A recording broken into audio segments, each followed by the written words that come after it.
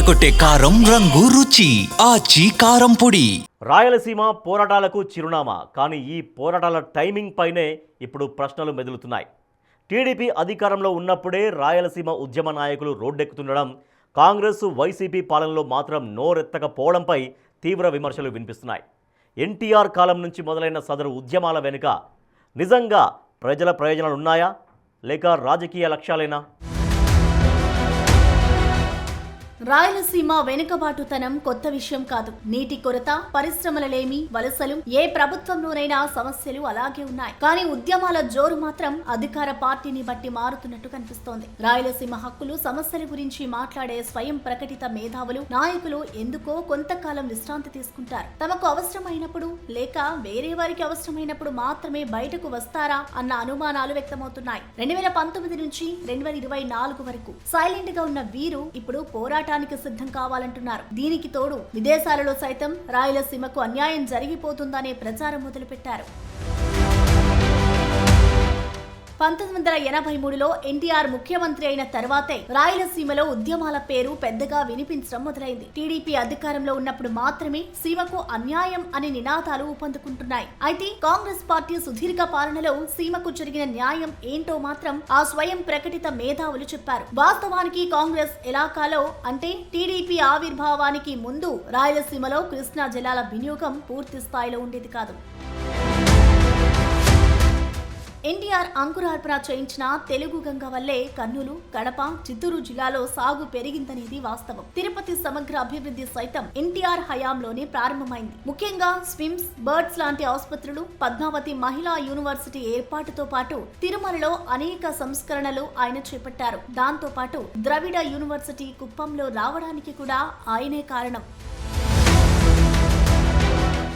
చంద్రబాబు నాయుడు ఉమ్మడి రాష్ట్ర ముఖ్యమంత్రిగా ఉన్నప్పుడు సీమలో కరువు పరిస్థితులను ఎదుర్కోవడానికి ముఖ్యంగా డ్రిప్ ఇరిగేషన్ తో పాటు పెద్ద ఎత్తున చెక్ డ్యాముల నిర్మాణం జరిగింది. దాంతో పాటు రైతుల ఉపాధికి డైరీల వైపు పెద్ద ఎత్తున దృష్టి సారించారు. అయితే దానిని ఆయన ఎక్స్పోజ్ చేయలేకపోయారు. ఆయన హయాంలో హంద్రినీవా లాంటి ప్రాజెక్టులకు శంకుస్థాపన చేసినా పూర్తి స్థాయిలో పనులు మొదలు పెట్టలేదు. వైఎస్ అధికారంలోకి వచ్చిన తర్వాత నీటి పారుదల ప్రాజెక్టుల నిర్మాణం జోరందుకుంది. కాలువల తవ్వకం ప్రారంభించారు, కానీ పనులు పూర్తిగా జరగలేదు.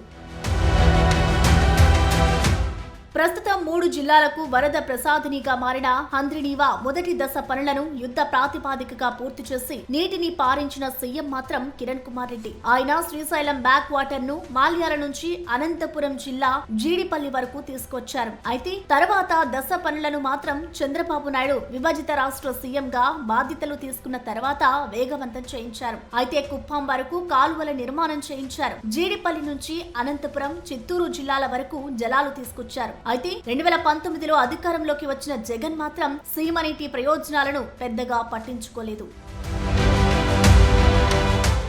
అయితే చంద్రబాబు ముఖ్యమంత్రిగా ఉన్న కాలంలో రాయలసీమలో ఉద్యమాల జోరు పెరిగింది. రాజధాని, పరిశ్రమలు, అభివృద్ధి అంటూ నిరసనలు, సమావేశాలు జరిగాయి. అదే సమయంలో సాగునీటి ప్రాజెక్టులు, రోడ్లు మొదలై పనులు సాగినా ఉద్యమాలు మాత్రం తగ్గలేదు. అమరావతికి వ్యతిరేకంగా పెద్ద ఎత్తున ప్రచారం చేసిన వారిలో రాయలసీమ మేధావులు కీలకం. సోషల్ మీడియాలో వారు పెద్ద ఎత్తున దుష్ప్రచారం చేశారు.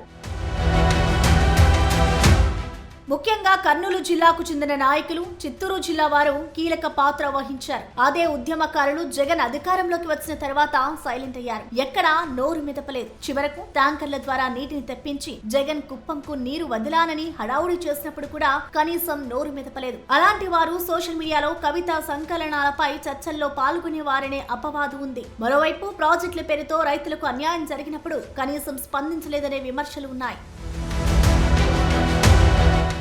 ఇప్పుడు మళ్లీ కూటమి అధికారంలోకి రావడంతో తిరుపతిలో రాయలసీమ మేధావుల సమావేశం మరోసారి పోరాటం అంటుంది. ఇదే పిలుపు గత 5 ఏళ్ల వైసీపీ పాలనలో ఎందుకు రాలేదని ప్రజలు ప్రశ్నిస్తున్నారు. రాయలసీమ ఉద్యమం ప్రజల పోరాటమా లేక రాజకీయ ఆయుధమా అనే సందేహాలు బలపడుతున్నాయి. అధికారంలో ఉన్నప్పుడు మౌనం, విపక్షంలో ఉన్నప్పుడు ఉద్యమం అన్న ఆరోపణలే ఇప్పుడు ప్రధానంగా వినిపిస్తున్నాయి. తాజాగా తిరుపతిలో సీమకు అన్యాయం అంటూ 2 సమావేశాలు జరిగాయి. ఈ సందర్భంగా పోరాటానికి సిద్ధంగా ఉండాలని పిలుపునిచ్చారు టీటీడీ మాజీ చైర్మన్ భూమన కరుణాకర్ రెడ్డి సోదరుడు భూమన సుబ్రహ్మణ్యం రెడ్డి.